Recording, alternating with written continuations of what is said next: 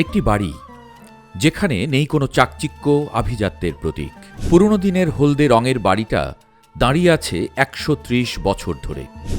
এই বাড়িতেই জন্মগ্রহণ করেছিলেন বিএনপির প্রতিষ্ঠাতা ও শহীদ রাষ্ট্রপতি জিয়াউর রহমান। কমলের শৈশবের স্মৃতি বিজড়িত দিনগুলো কেটেছে এই বাড়ির আঙিনাতেই। শৈশব কৈশোর কাটিয়ে মহান মুক্তিযুদ্ধের পর বাংলাদেশের সর্বোচ্চ আসনে অধিষ্ঠিত হন জিয়াউর রহমান। তিনি চাইলেই সাদামাটা এই বাড়িটাকে আভিজাত্যের ছোঁয়াতে রাজার বাংলোয় রূপ দিতে পারতেন, কিন্তু সততা ও সাদামাটা জীবনের মূর্ত প্রতীক জিয়াউর রহমান সেটি করেননি। তাতে কি, ছোট্টবেলার কমলের সেই বাড়ির স্মৃতিগুলো আজও হাতড়ে বেড়ান প্রতিবেশীরা।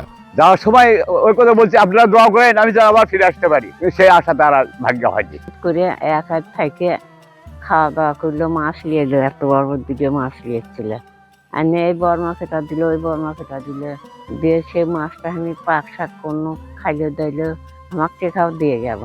১৯৩৬ সালের ১৯শে জানুয়ারি বগুড়ার গাবতলী উপজেলার বাগবাড়ি নসিপুরের এই বাড়িতেই পৃথিবীর আলো দেখেন শহীদ রাষ্ট্রপতি জিয়াউর রহমান। তবে বাবার সুবাদে এখানে বেশি দিন থাকা হয়নি তার। শিক্ষা ও কর্মজীবনের কারণে পর্যায়ক্রমে কলকাতা হয়ে পাকিস্তানেই বেশি থাকতে হয়েছে। বাপেরও জন্ম হয়েছি, বেটারও জন্ম হয়েছি, এটি থেকে 4-5 পর্যন্ত লেখাপড়া করে চলে গেছে কলকাতা মিলে। সর্বশেষ কলকাতা যাওয়ার পর আমি মুখে আসছিল না, আজা বেশি কিন হয় আন্তর আসছে। শিক্ষাজীবন শেষে ১৯৫৩ সালে কাকুলের পাকিস্তান মিলিটারি একাডেমিতে অফিসার ক্যাডেট হিসেবে যোগ দেন জিয়াউর রহমান। সেখানে ৪ বছর কাটিয়ে ইস্ট বেঙ্গল রেজিমেন্টে চলে আসেন।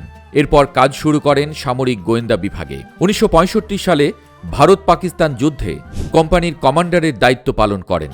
যুদ্ধে বীরত্বপূর্ণ ভূমিকার জন্য তাঁকে দেওয়া হয় সর্বোচ্চ সামরিক পদক হিলাল ইজুররাত সম্মান। এই খেতাব তাঁকে সেনাদের কাছে তুমুল জনপ্রিয় করে তোলে।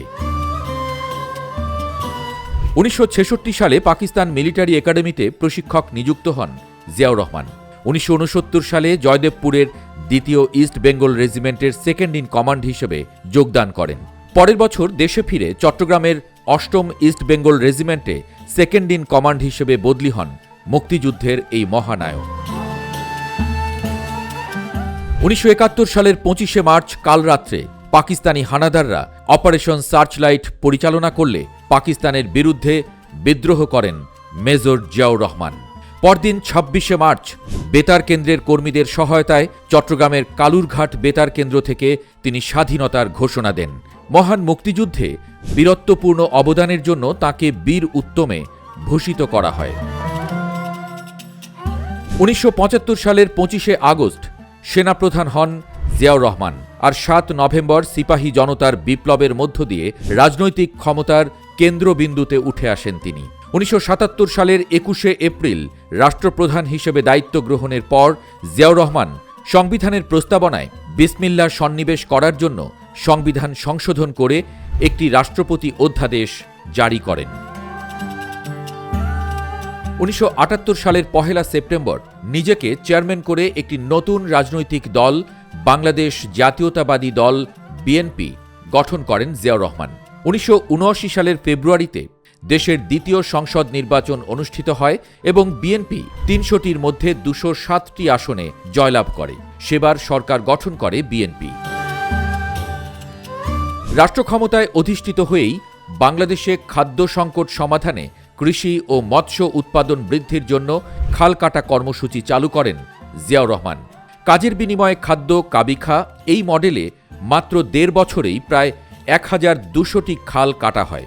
এর ফলে খাদ্য উৎপাদন যেমন বাড়ে, সেই সাথে বাড়ে জিয়াউর রহমানের জনপ্রিয়তা। ১৯৮১ সালের ৩০শে মে চট্টগ্রামে সেনা অভ্যুত্থানে শহীদ হন প্রেসিডেন্ট জিয়াউর রহমান। এরপর তাঁকে ঢাকার শেরেবাংলা নগরে সমাহিত করা হয়। হত্যার পর একাধিকবার তাঁকে ইতিহাসের পাতা থেকে মুছে দেওয়ার নানা পাঁয়তারা হয়েছে, কিন্তু বরাবরই তিনি প্রাসঙ্গিক হয়েছেন। কোটি কোটি বাঙালির হৃদয়ে দাগ কেটে গেছেন। বিএনপি সমর্থকদের ছাপিয়ে আজও তিনি চির অম্লান।